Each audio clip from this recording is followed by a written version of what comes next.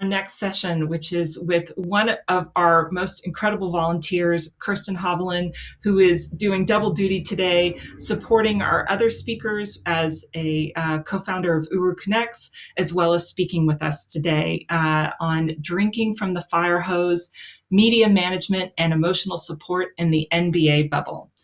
Let's welcome Kerstin. Hello. Hi, Laura. Hi, Elliot. It's an extraordinarily strong title. I'm really looking forward to this one.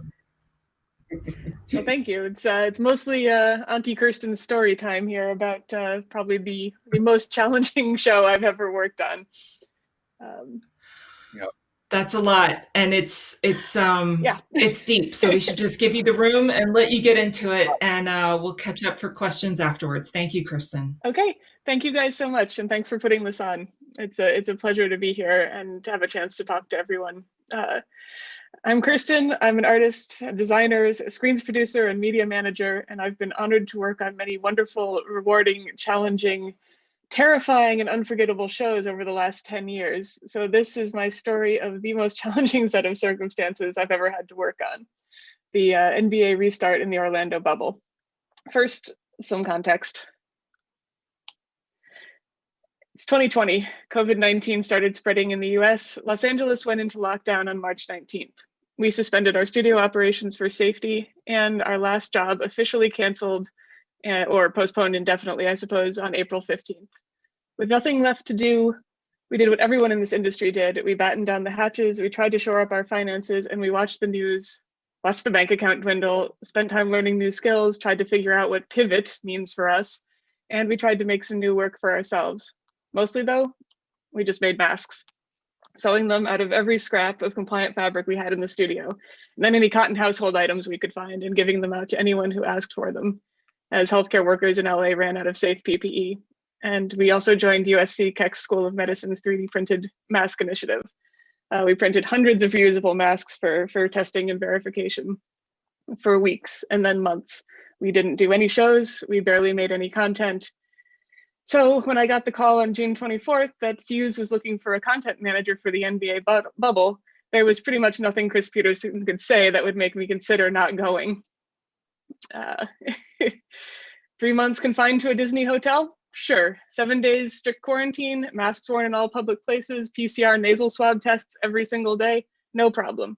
Wear a device that beeps at you if you get within 10 feet of your colleagues? Odd, but sure. On the technical side, 3 courts wrapped in LED, about a quarter mile of it all told, operating simultaneously, 22 teams delivering content from their home markets, 12 D3 servers, 4 programmers, 2 engineer integrators, general wizards, and 1 media manager, me, to organize and keep track of all of it with about 1 week for me to prepare, which sounds like a fantastic party. Of course, I got on the plane on July 1st. We had some challenges going in. Institutional knowledge on how to do screens for a large broadcast is definitely lacking in the NBA organization. There's something a little new for all of us in this, but they never had a coordinated effort between teams to work on the show aspect of their games. They were familiar with making graphics for HD rasters and arena ribbons, but a 20,000 pixel wide audience screen thrown into the mix, we introduced them to a whole new level of pain with render and upload times. And they really, really didn't want to give up their FTP delivery workflow that they'd been using for years. So just to back up, for those of you not familiar with the role of content manager or media manager, this largely fills the gap between video asset creation and media server programming. So it falls usually somewhere between technical, creative, actuarial, and emotional support. We receive and track asset delivery and are responsible for setting up and configuring the content network and content storage. We make sure file delivery and transfer to media servers is as fast and reliable as possible. We make sure the programmers have what they need at their fingertips to program the show as quickly and efficiently as possible. And we also do backups and sometimes archives of delivered content and show files. So basically keeping track of, assuring the readiness of, and reporting the status of every single asset in the show. Also communicating technical problems and file changes to both the programmers and the content producers. So 4 programmers working across the same show file, across 3 venues with an active file directory that we knew wouldn't fit on the media server hard drives.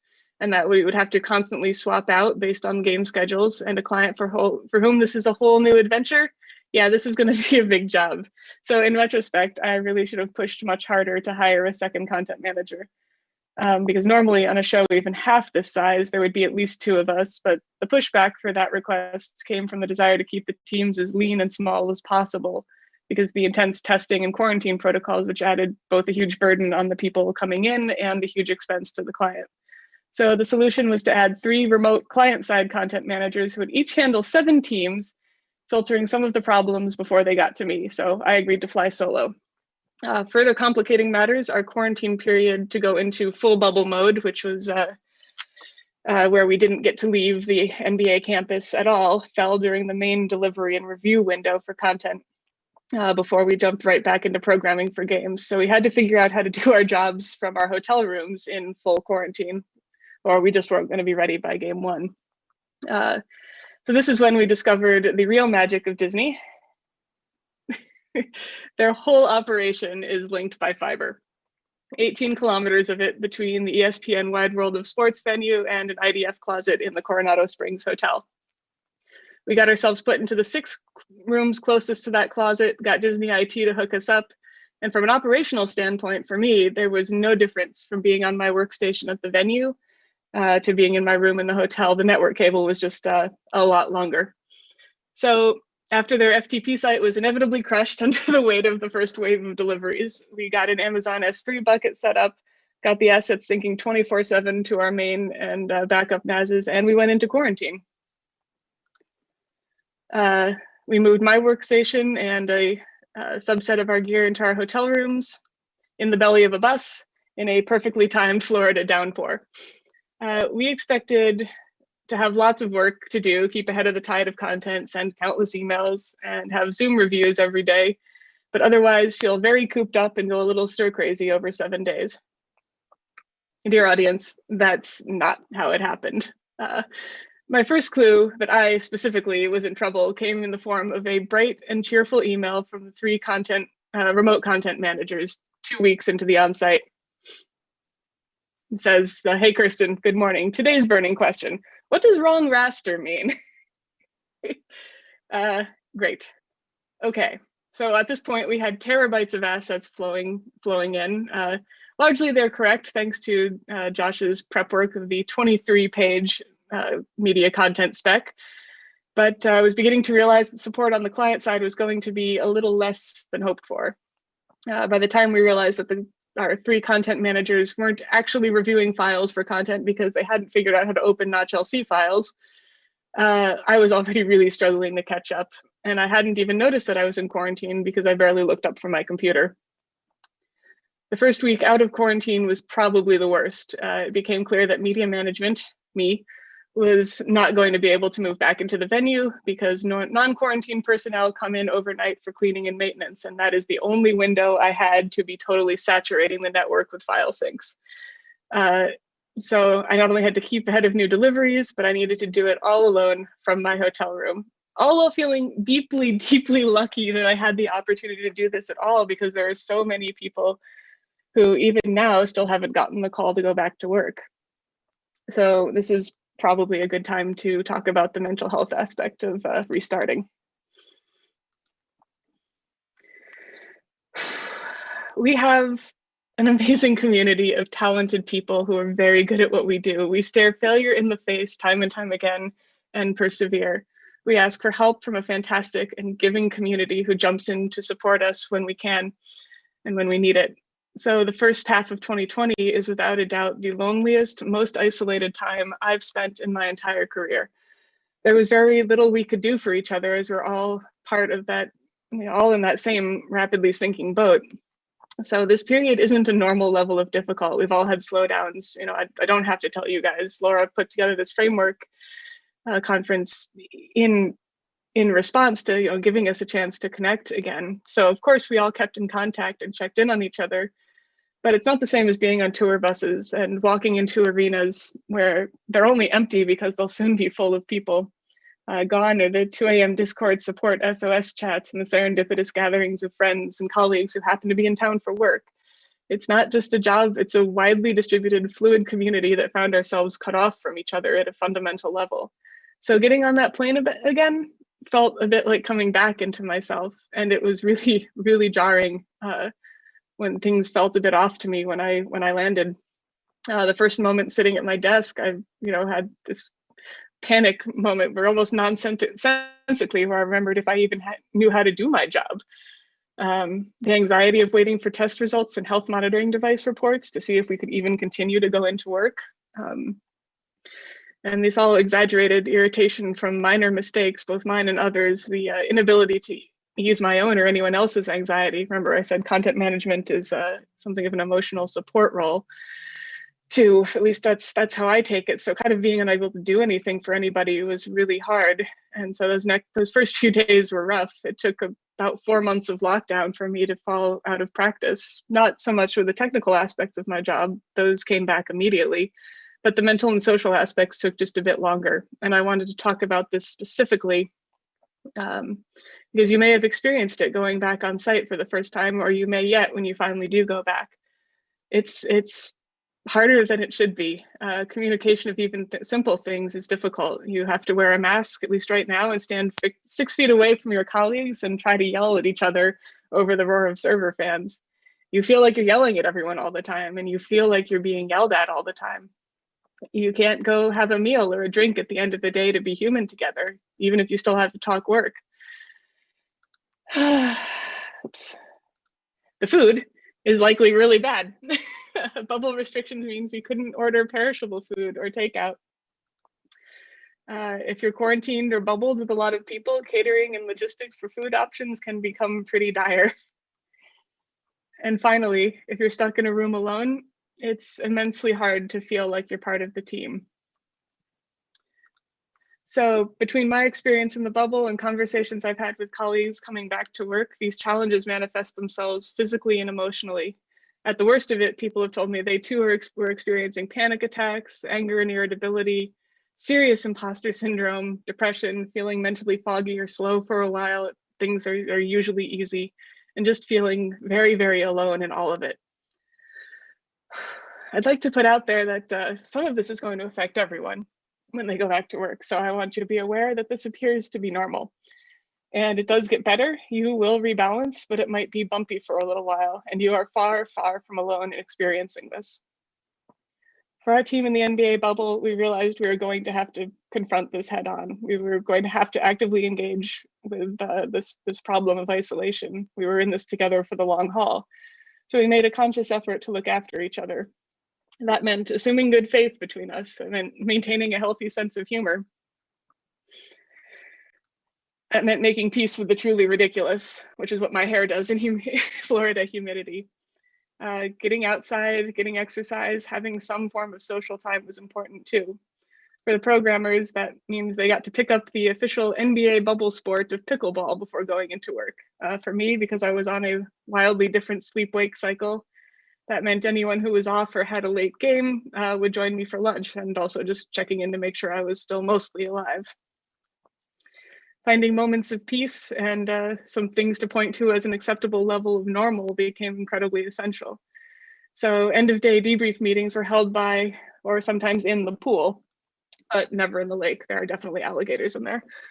And most importantly, asking for help when we needed it. When I found myself in the weeds with this rapidly devolving delivery situation, I needed help. I needed to ask for help. So I laid out the problem to the team while floating around in the pool on one of our daily debrief meetings. We were all frustrated and tired. We knew that I had signed on to what we all suspected might be an impossible task. Josh Flytel sold it to me as drinking from the Firehose on that first phone call. The reality is they needed someone paying attention to the programmers in the content houses and the actual job of content management for about 20 hours a day as it currently stood, and there was no way for one person to make that work. So if we couldn't bring someone else into the bubble to take on half the hours, we were going to have to make this all a lot more efficient and also bring in some outside help to help us just keep ahead of the tide. And because we operate in this rare community of talented, brilliant, and helpful people, this was entirely possible. For example, Jackson Gallagher, one of our programmers, and I worked out a plan to translate all the data contained in the file naming convention and also the video file metadata, which he turned into a series of scripts that would auto flag most of the common errors in incoming video files and report them automatically into my spreadsheet, thus alerting me and the content teams to errors before I even had to touch the files. We also came up with a plan to asynchronously, communicate requests for team files to be pushed to servers without having to rely on Slack or the ever-changeable programming schedule. Hank used baseball metaphors because it was really funny that it was entirely the wrong sport.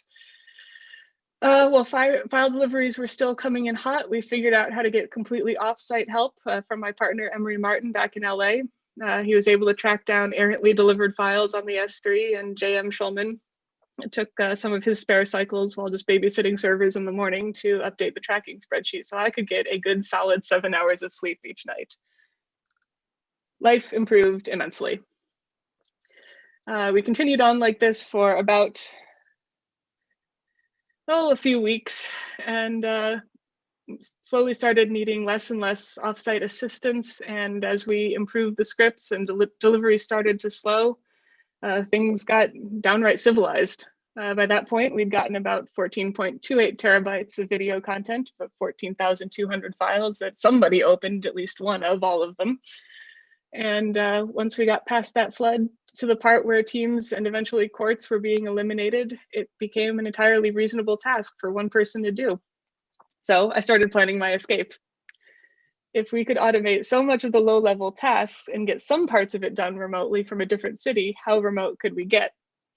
I started testing by doing an hour or two of content management each day from either the cantina or a bench at the side of the lake or just somewhere else where I could get my laptop into Wi-Fi. And by playoffs week, we had only 2 teams left and only 1 venue, and all of the active files finally fit on the media servers. We were ready to take this content management show on the road. Here's my laptop. I'm sitting in the quad of the Georgia Tech campus, hours outside of the NBA bubble by car, pushing video content back to the media servers in Orlando. I got some takeout. So for the stats you didn't see on TV, the final score, Portland Trailblazers won with very nearly a terabyte of video content. And the Phoenix Suns with just 100 gigabytes really stole all of our hearts. Thank you, and go team.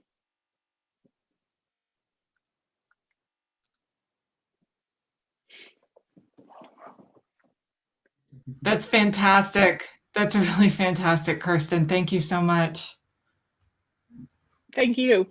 I was actually tearing up a number of times throughout that, both from the sincerity of the story and the amount of weight and the missing it, missing some of those pressures and some of those things. Not so much being locked in a closet. I feel like a lot of what Framework has been about has been trying to get Kerstin and others out of the dark holes of in behind the stages and sort of into the light, at least metaphorically. But yeah, so thank you so much for that. That was a very telling experience. Yeah, and it is one of those roles that carries so much weight, is so invisible and critical to the success of all of this working.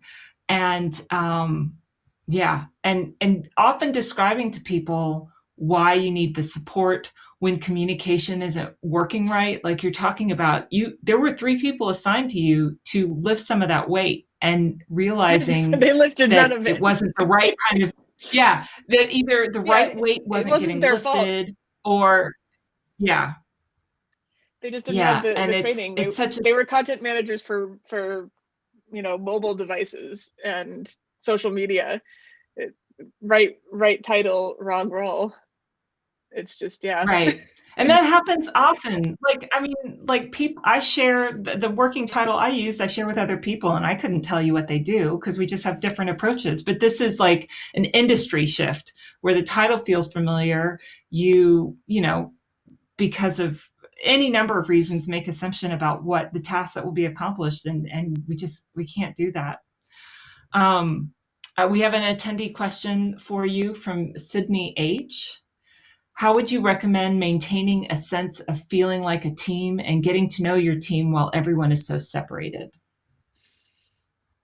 I think making that part of the daily work, work schedule, like putting that time in, however it's going to work for you. I know we're all maybe sick of Zoom calls, but having a few moments just to be, as much as you can, human, and just check in, make sure everyone's feeling okay. And also, I think more importantly, kind of remove that type A, I don't even know what to call it exactly, that kind of type A, I have to figure this all out on my own. I have to, I can't ask for help. I can't show any weakness, or I can't say that I'm afraid or struggling because, they'll think I'm bad at my job. It's just not true. And we do, I think, have kind of, I'd say less of that than maybe in some other industries, but there is still, the want to be able to figure it all out yourself, and that emotions don't come into it, and that it's hard to say I don't feel well, I don't feel safe, or something feels wrong. So to encourage and make that space wherever it was. Like for us, that was the pool. Like jump in the pool and have it out. Like whatever you got to say. Like we're all friends here. It's kind of hard to be too serious when everyone's in a swimsuit. So it's going to be different, obviously, on every production, but finding some way to create a space where it's okay and encouraged, and even part of the job to say what you need and what you need to say. And then it's assuming good faith, assuming that we're all actually working towards the same goal, and nobody is judging you, especially these first few weeks when we come back, because it's hard. Yeah, and I think you pointed that out really well, talking about imposter syndrome, because as a work community, when we're in it, we're deep in it, and we work really hard, and we tend to roll from one project to the next, and they're overlapping. And if you take some kind of pause on your own, it's always, the struggle is getting that momentum back up. And this is a kind of pause a lot of people in our community haven't taken for themselves, have always wished, that they could take some kind of sabbatical, and to have one forced on the entire industry at once. So that we're all struggling with this together, and feeling like that expertise is not the momentum. We actually know the thing, but we're constantly reminding ourselves we know the thing by doing it. And this kind of disruption is painful. It's emotional. Yeah, deeply. And it's time we acknowledge it. Yeah, well, I think that there's, both on the emotional and on the job side, you pointed to yourself and those that were working with you, not just sort of asking, how are you doing, or is this working, which can seem like questions where people aren't necessarily even paying attention to, like the fire hose, like how am I doing, like what kind of question is that? But instead, both on an emotional side and on the work side, recognizing that there are recognizing what the other person is going through, mentioning that to them, and sort of like connecting on that level is a really big that's a really big piece of this, I think, for everybody. I'm sure the programmers were asking, like, has anyone seen Kerstin in a couple of days? And just making sure someone would then ping me, like, let's get lunch. Of course we're talking, we're on Slack and all that, but has anyone actually physically seen her? So yeah. I think we've got time for one more question. Real quick, I think we've got one from Sharon. We have one. Yeah, which I think I was intuiting while she was typing it. So Elliot, I'll let you ask it. Maybe we'll frame it a different way. Yeah, how ubiquitous do you think the imposter syndrome is across our industry? If it wasn't incredibly prevalent before, everyone's probably ducking. If it wasn't incredibly prevalent before, it's like you're likely going to feel it, I think. And I'm not sure, and I can't speak for the entire live events industry, but I think video has this sort of stepchild syndrome almost. Like we're still trying to carve out a space for us. This goes back to what the first speaker was talking about, that trying to carve out a space and a budget and a creative seat at the table, and even our titles. So I think we are especially susceptible as video professionals, both on the creative and technical side, to that idea of imposter syndrome, because in some ways there's nothing we can really point to that's the established, this is what I do. Sometimes you're doing different things every couple of weeks. Like, in a normal year, I go from content managing to content creation to the occasional lighting project to, sometimes some interactive, some kind of interactive circuitry or wizardry, just whatever needs to be done. And I think a lot of us are kind of like that. We're here because we have a very broad set of skills that we can pull from to make pretty much whatever needs to happen work. But it can feel like when you don't have like a conservatory for, for lighting design, or for set design, scenic design, or like, you're like, well, how many pixels are on this screen, and but how much design work did I do versus what the production designer did and the lighting designer. It can feel very much like you're under that, not quite second class, but not quite recognized yet. So I think we've been struggling with that for a while, and now all of us got knocked out. But I think in some ways there's opportunity there too, because when we come back, things will be different. And I think we might, if we can be proactive about that, take this time to make those changes. And when we come back, we can maybe enforce some of our own terms a little bit better, in whatever capacity we have. Like, yes, this is what I want. Yeah, exactly. Yeah, well, on our own thank terms. you, Kerstin. The imposter syndrome thing of the Zoom calls and being here isn't helping either, and I'm excited about getting back into the place where we're all together under the same roof. We will, and we'll do what we can. Yeah, catch me on Discord if you need anything or need to talk. Thank you for this, Kerstin. This is really incredible. There's some great feedback for you, Discord. I think you've really touched a lot of people, and I'm sure people who aren't checking in right now, there's some good messages to you, and thanks for telling this story. Thank you, Laura. All right.